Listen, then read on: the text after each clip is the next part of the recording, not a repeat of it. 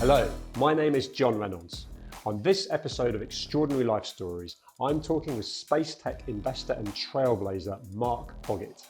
Mark is an entrepreneurial pioneer in space tech investment, having co-founded Seraphim Space, a leading venture capital firm focused on investing in space technology startups. I think at some point every young lad dreams of being in space. Is the reality of living in space close to a reality? I want to know how Mark got into this space, excuse the pun, and what advice would he give an aspiring entrepreneur entering the space tech industry? Let's find out. Can't wait to talk with Mark. Mark, welcome. Thank you for inviting me along today. Thank you for joining me. Tell me, who is Mark Boggett? So I have become, over the last decade, the number one investor in the space market globally. Congratulations. Thank you very much. It's a privileged position to be in, Yeah. but I work very hard to stay in that position. Oh, well done. Well, take me back to what a young Mark wanted to be when you were growing up. So I was very lucky because I was very clear about what I wanted to be from an early age. And I think that's a huge advantage as you're going through school. Yeah. I can even pinpoint where I determined what I wanted to be, which is watching the film Wall Street, and I wanted to work on Wall Street. So How old are you at this point? So I would have been in my early teens. So maybe 12, 13, that sort of age. A brilliant time to know what you want to do. Yeah. So I watched the film recently, actually. It's not a great film, but No, it certainly inspired sort of you. inspired me to go down a particular path. Yeah. And it was just very clear to me, that's what I wanted to do. So all of the things that I did at school and afterwards sort of all aligned with that goal. Now, interesting, because we already know what you do, and you're inspired to go into finance and trading. Yes. But that's not what you do now. So No. Tell me how that got joined up. So I went through university and then got the job in stockbroking exactly as I wanted to do, and thoroughly enjoyed that role. That's really where I was introduced to the analytics side of analysing companies, which I thoroughly enjoyed. And really at the time, so this was in the 90s, tech was really only a small part of the overall stock market. So they used to put the new guys on tech because these were sort of ever-changing companies that those that were sort of long in the tooth in the market didn't really want to learn about. They were quite happy to focus on retail or oil and gas or mining and things that they really knew. And the tech was sort of changing so frequently that it was hard work. So they put all the new guys in that area. So I was sort of immersed in technology straight away. So I then moved into investing into technology as opposed to just analysing, and again in stocks. And at this time, it was largely focused around IPOs, which were largely US technology IPOs. Sure. So it was a really exciting time in the market. This is the late 90s, and pretty much everything was going up. Yeah. It didn't matter what you invested in, but I still felt that we were doing things really well because things were going so well. And one of the things that I sort of became aware of as a consequence of this was the other people on the other side of the table, which were the management teams and the venture capitalists that backed them, that were effectively selling their shares to me. So it was only at that time that I became aware of this other area that you could get involved with in technology. So the stock market then crashed. Mm-hmm. And actually we got the stock market timing quite well. We knew the crash was coming. We sold out of most of our positions, but we bought back in too early. So we had to sort of maintain that position for some time, which meant I was sort of sat around on my hands, not really doing very much. And that's when I really started to look into venture capital, these guys on the other side of the table. Sure. And quickly realized that actually that was much more interesting. And it was interesting because as a public market investor, you look at publicly available information and then you invest into the company. You rarely go and see the company. And actually, in most cases, unless you're investing in an IPO, you're not investing in the company. You're actually buying somebody else's shares that doesn't want them anymore. So you're buying and selling share prices. You're not investing into companies. And that really dawned on me one day, and I didn't like it. But what I did like was the fact that there was another role where, as a venture capitalist, you would invest into a company, but you would then join the board of the company and become part of the story of the success of that company. and that was really very attractive to me. Mm. So I decided to make the move and go into this market. But the problem was, it's very difficult to do that. Yeah, and it's incredibly innovative. Yeah, And high risk, I assume. it in was. different contexts. It was. So I did something quite unusual in order to make the transition. I went and looked at all the companies that I wanted to work for, and decided the one that fit best. And then went to see them. Bearing in mind, I was relatively senior in my role, Sure. and relatively successful. I was probably 7 years into the role, and I offered to work at the organisation for free for 6 months, so that they could have the benefit of my analytical experience. Yeah, and you got a deep dive in for research. I could do what I wanted to do, and sort of effectively buy myself into a role. So and then sort of if you just sort of fast forward, how many years later? Sort of 7 years later, I was on the main board director of that company. Actually, managing that company myself. So it was the right move, but it was a risky move. But there really isn't a relationship between being an analyst and an investor in quoted companies to being a venture capitalist. Although it sounds like they're the same thing, they're really very, very different. Okay. And this was the reason why, there wasn't a huge amount of weight put on my sort of experience of backing technology stocks to coming over the fence and joining on the venture capital side. That's fascinating. Yeah. So actually, that was really entrepreneurial of you in a almost a sort of very senior corporate environment, but you were actually making these decisions to learn. To better yourself, to be in a position where actually at this point you're probably the most experienced in your field, wouldn't you say?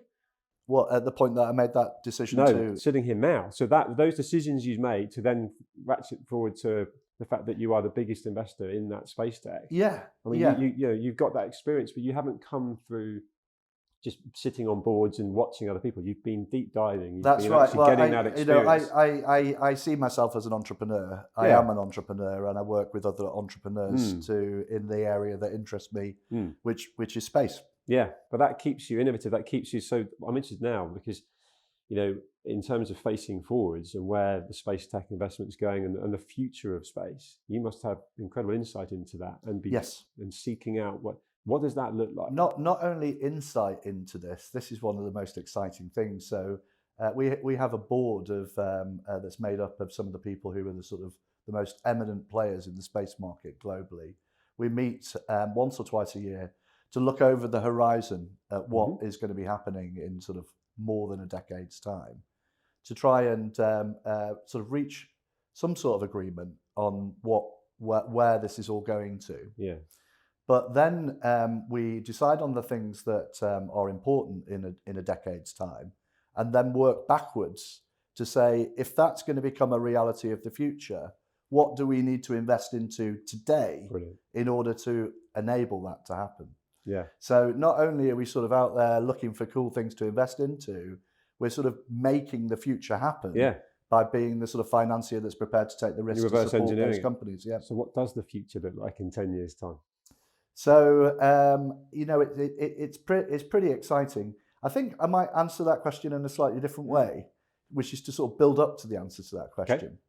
Because one of the things about space is that this is a long-term evolving market, but that's accelerating very, very quickly. So where we are today in relation to space is that I'm sure everyone's aware of Elon Musk and the incredible things that he's been doing with SpaceX. But what he's effectively done by creating a reusable rocket is he's lowered the cost to access to space by 100x. So that's opened it up for entrepreneurs to think, well, what comes next? Sure. What do you do with this sort of cheap fare into space? So that's led to entrepreneurs creating satellites that are effectively using the components from a mobile phone to put together these tiny satellites that are incredibly capable, but they're really small and don't cost a lot. So, some of these companies have got satellites that are literally the size of a shoebox. In fact, my first investment there made in space has got more than 150 of those in space today. And, these have got the capability of satellites that previously would have been the size of a bus and cost $1 billion.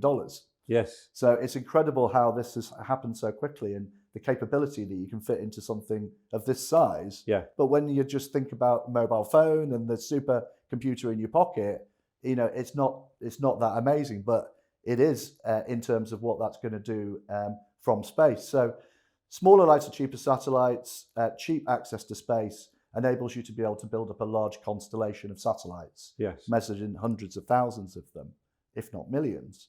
And ultimately what that's doing in aggregate is creating a digital infrastructure around planet Earth, where each of these satellites is looking down and either communicating or gathering information. And because there's so many of them, it's close to real time.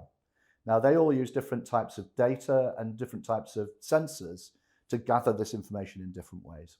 And then this creates a huge data set that you then apply artificial intelligence to. I was just going to ask you that. In order to help understand what is going on. And that must have fast-tracked the growth now massively. Your conversations pre-AI 2 years ago, you're probably ahead of the curve, maybe 3 years ago. Yeah. Must have the trajectory and how far you can get now must have sped up so much. The whole thing is going faster than anybody expected. So to go back to the story, the phase of space where we are right now is about creating this digital infrastructure. Mm-hmm. We're about 20% of the way through that activity at the moment, so there's still way to go. Sure. And really, it's about using that data to make the world a safer place. You can monitor what's going on, which is an audit of everything that's going on. So that means that you can use resources more efficiently. Yes. You can also hold bad actors to account. So those that are doing illegal fishing or chopping down rainforests or fly tipping, there is now a data set that's going to hold those parties to account because it can be used in a court of law. So this is about a data set that's actually going to make the world safer, more efficient. And of course, there's billions of dollars of money to be made on the back of this as well, which is where I'm very much focused. It always comes back to the making of the money, but at the same time, this is a world change that's underway. It's making a positive social impact. It is very much so. It is. Brilliant. Defence, climate and sustainability, smart cities, autonomous transport, the Internet of Things, food security. These are the big themes that it's driving. But if you then look below that, you've got all of the different industries: oil and gas, insurance, maritime, real estate. There really isn't a sector that isn't going to be impacted by this.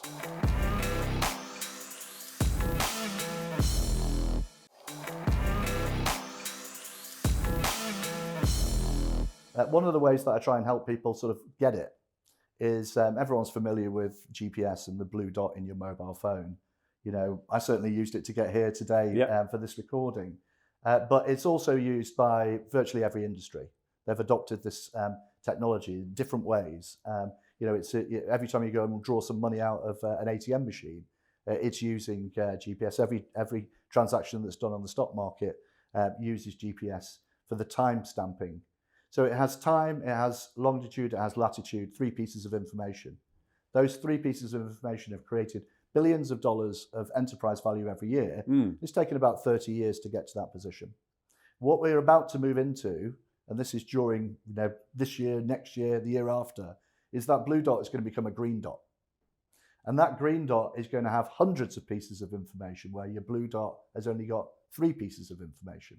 Wow. So that additional understanding of the spot that you're on and how that spot has changed over the last day, week, month, year, and then applying artificial intelligence on top of that to work out how it might change in the future as an understanding of the past, to get fused with other data that's available, this is going to become very powerful. So we're aware of ways that it's going to be used, but the exciting thing is the way that this is going to be used that we can't conceive is going to be really interesting. So when they put up GPS, I'm positive they weren't thinking, every stock trade that's done is going to be, time stamped. Every time someone goes to a cash machine, this is what it's about. That's not the reason it was invented. The data has just found different ways of being used. Yeah. So this data set that we're involved with creating, and we're investing into the companies that lead that way, what that's going to be used for in the future, who knows? So this is effectively the creation of a new internet in space. And if you roll back 20 years when we first started the internet, no one could conceive at that point in time all of the different applications that we're going to be used. Just think about Uber, for example. You know, how it's going to revolutionize, you know, an entire industry of taxis just by having an online type of capability. So the same is going to happen from this data set that we're investing into. So that's the future now. Yeah. So this is happening today. New capabilities are coming into your phone that you've got no idea what they are, but they're going to help your everyday life. They're going to make you safer, more efficient, and all of that. So that's where we are today. Where we're going sort of tomorrow, the next stage is about infrastructure in space. Okay. As it's cheaper to get into space, it means you can put more into space. Sure. So that evolves around doing things like putting data centers in space, cell towers into space. So today, half the world's on 5G, half the world's on 0G. Yeah.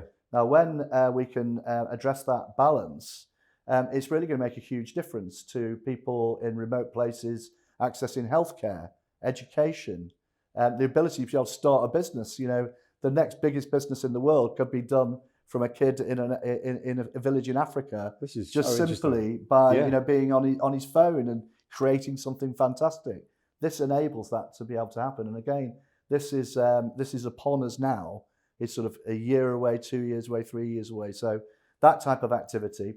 Then the other thing about space around manufacturing is around lifting dirty industries from planet Earth. So there's many industries that we're all aware of that just pollute the hell out of the planet. Yeah. We all need the products and services that they produce, Yeah. so we don't want to live without them. So if there's a way of lifting them into space and we can still enjoy those products or services, then that's a win. So we're focused on that. And then at the nearer term edge of that, this is revolutionizing or has the potential to revolutionize some really interesting industries. So biofarma. Yeah. So effectively drug development in space. So drugs is a great place to start in space because they're very high value, but they're very low in volume. So moving them to and from space makes sense. And in zero gravity, there is a whole, it creates a fourth dimension. Every protein, every molecule behaves differently. Every experiment actually works out differently in a zero gravity environment. So that creates a lot of opportunity for new drugs, for new types of materials. And this is the area that we're really sort of super focused on now. Yeah.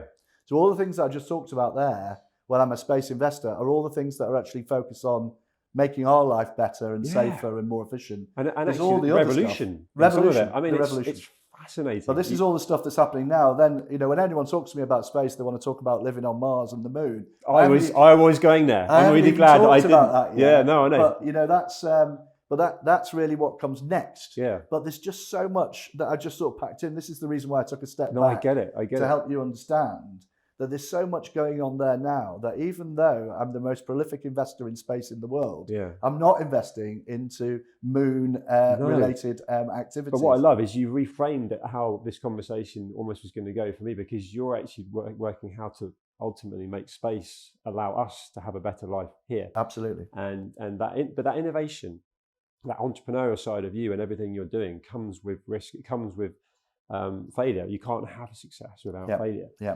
Talk to me about the kind of journey you've been on within space tech investing and how, you know, you've chosen to embrace failure or be afraid of it because, you know, ultimately it can slow things down, right? Yeah. It doesn't sound like for a second you're sort of held back by that. Failure is part of success, and you know, my success is actually built on all of the things that I got wrong in the past. Understanding where I got it wrong, so I don't make that mistake again. And as a venture capitalist, you know, we just embrace failure. So half the things that we invest into will fail. I know that before I start. So when they fail, it doesn't matter. Yeah. Because the other half do really, really well and really more than make up for that failure. And that is just sort of part of everyday life.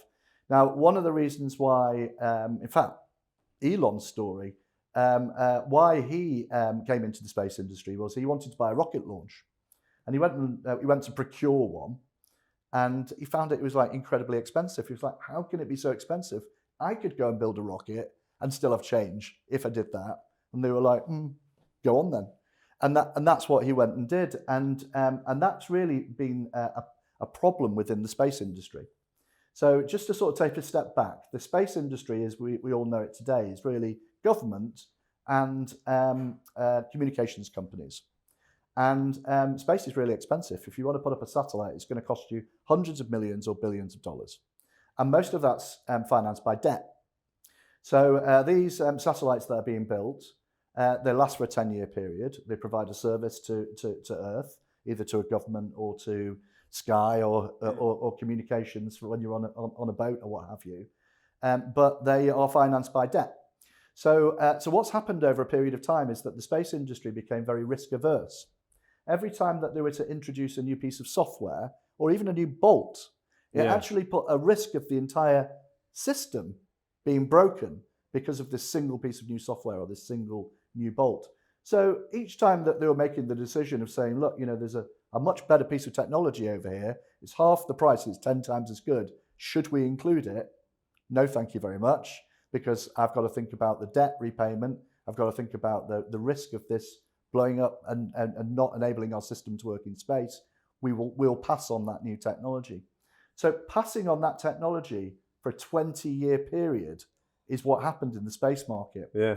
So when I started looking at the space market, largely because watching what Elon was doing with SpaceX and asking myself sort of what happens next.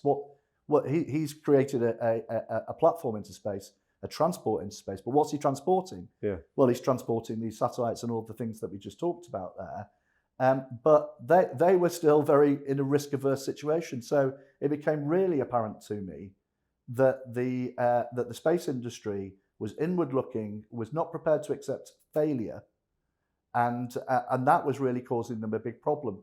And then if you look at all the other industries that were surrounding them, they'd been embracing new technologies that had been benefiting from Moore's law, and they'd really had these huge benefits from technology innovation that simply hadn't gone through to the space industry. So once I got that thesis in my head, it became really clear that space has got a problem because they won't accept risk.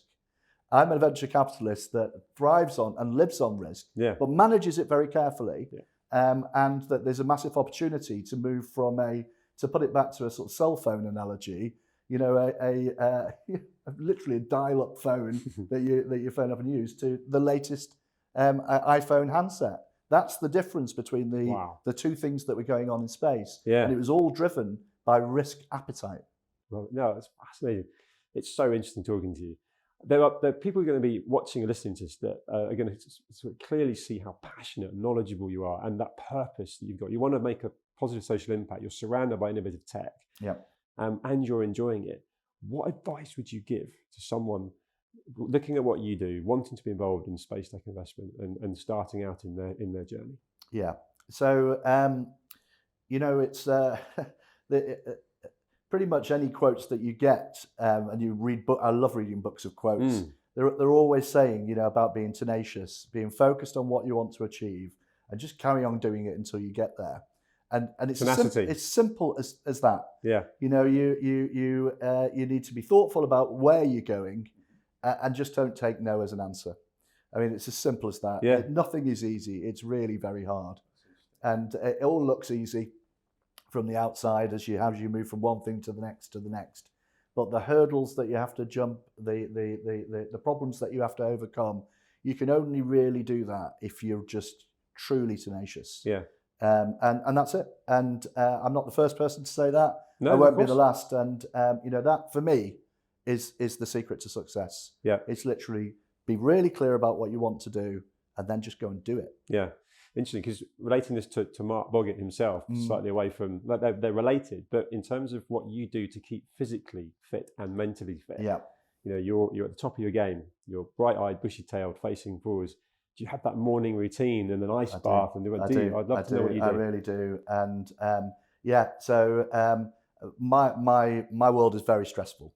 Sure. Very stressful because, as I said, we embrace risk, we embrace failure. So I'm sort of dealing with failure all the time, and that's very stressful. I've sort of developed a routine. Up until the age of 40, I absolutely hated running. I think I'd probably run at school and that's about it. Run for a bus and that's about it. And I just felt when I turned 40 that I just needed to do something. I needed a sort of release. So I started running. I bought a pair of trainers. I went out for a run, and then I've run virtually every day since then. Forrest Gump. Yeah, that's exactly what it is. And only half an hour, not trying to break any records. But I recognised after about a month that it was nothing to do with the running. It was literally as I was jogging along, and each step that I took, the things that I was thinking about or subconsciously thinking about were sort of problem solving as I was going along. I was sort of in the moment.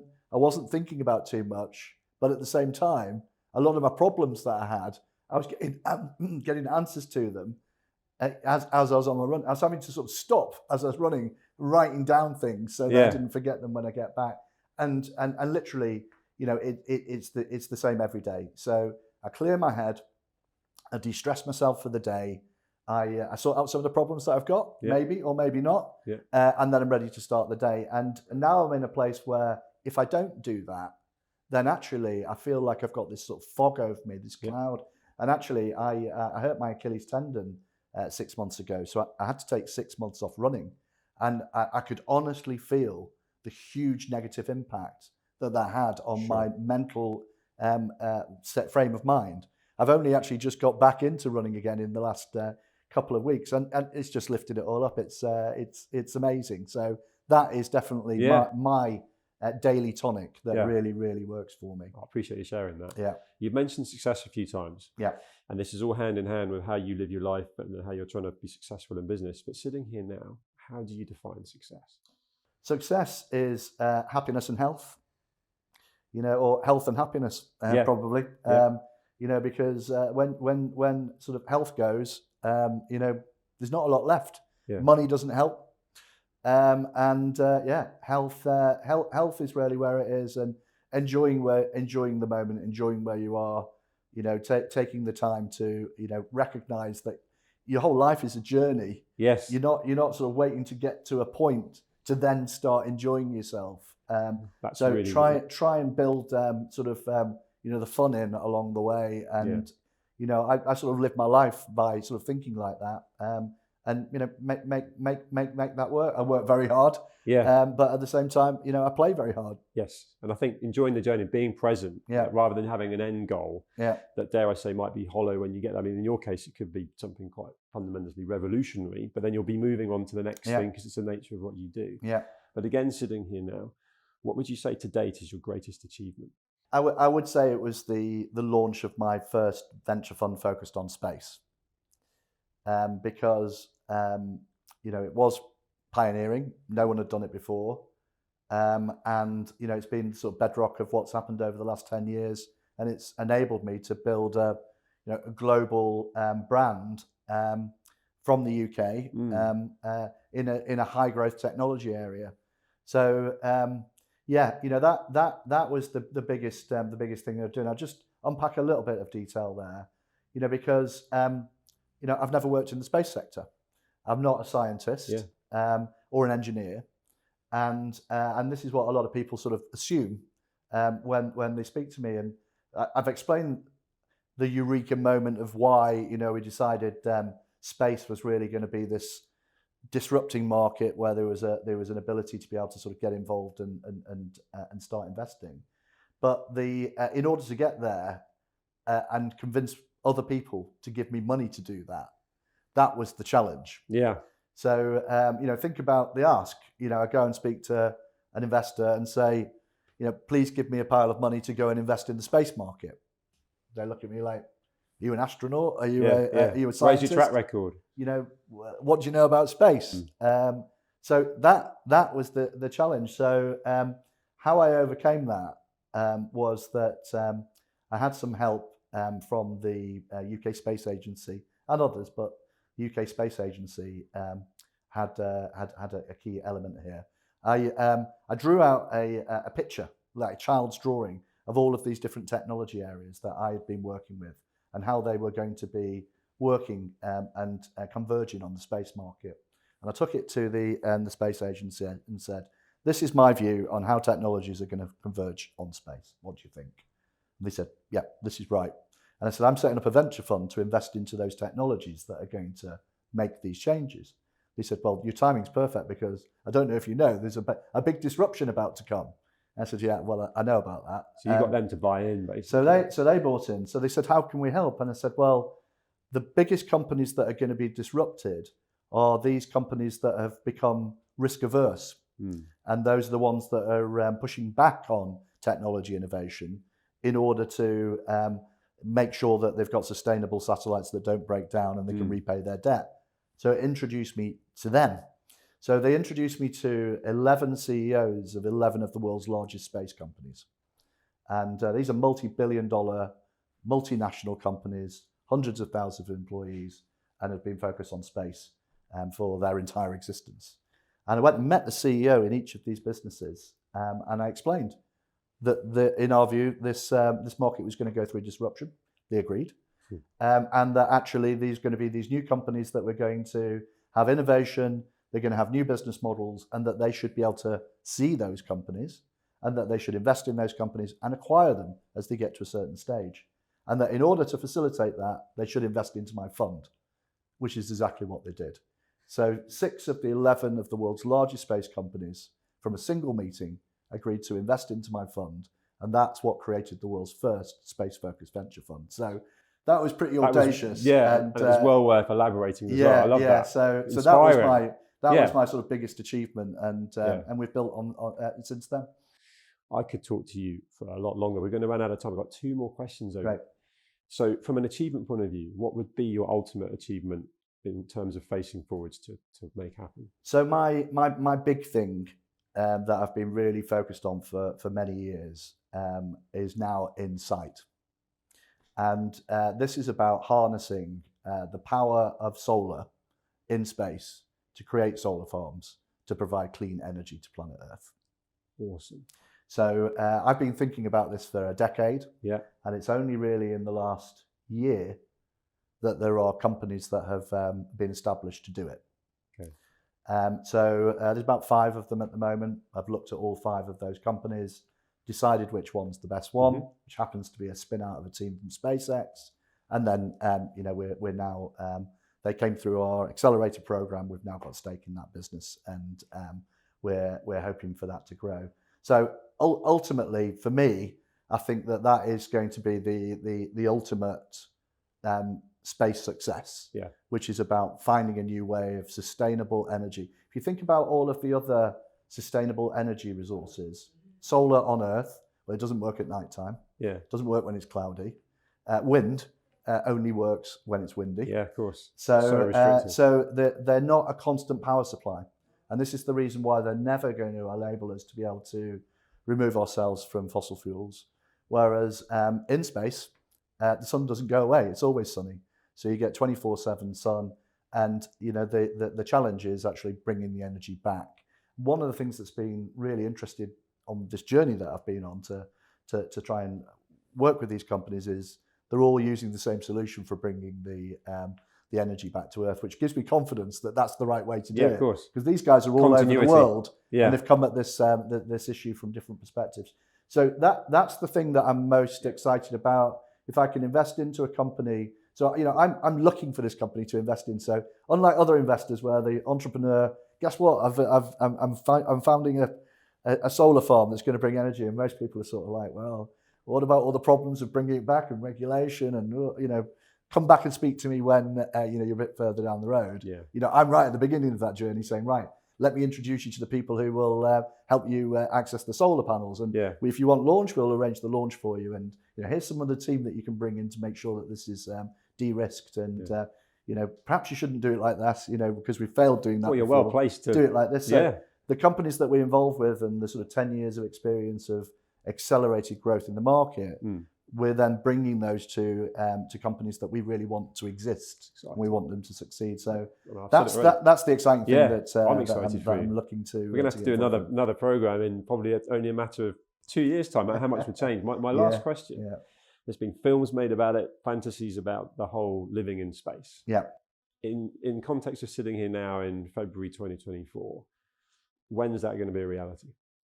So sooner than you think. We have invested already into a company called Voyager. There's about 4 or 5 companies that are building space stations, and this is the leading one. They have already signed an agreement with Hilton who are helping them design their space station so that it's a fun place to go to for a holiday. This is going to be built during the course of it's being built right now, and will be in space in 2 or 3 years' time.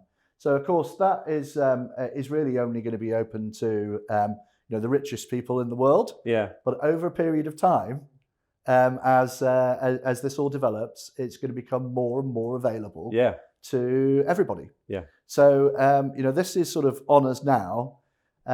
We've got during the course of this month, the US are going back to the moon for the first time since 1972. Yeah. So there's a huge amount of focus around permanent habitation on the moon.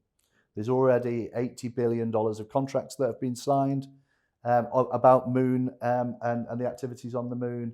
And nothing really needs to be invented to make that happen. It's just what's happened is we're at a point in time where the costs of getting all the material up there that you need to do this have come down to a level to make the sort of business case close that you can feasibly go and do this without needing to be a nation state to finance it. This can be privately financed. It's exciting. And this is why it's different. So how long is it before we've got people sort of permanently on the moon? We've had permanently people in space through the International Space Station for decades. So I'm really sort of going to the moon.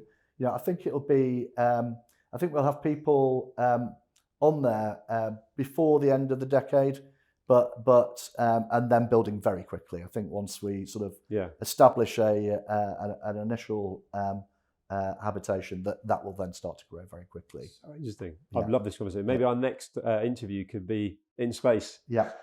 Why not? Not. Well, you've shared so much. Thank you. We must talk again, and thank you for talking today. Thank you. Thank you, Mark. Cheers. Cheers.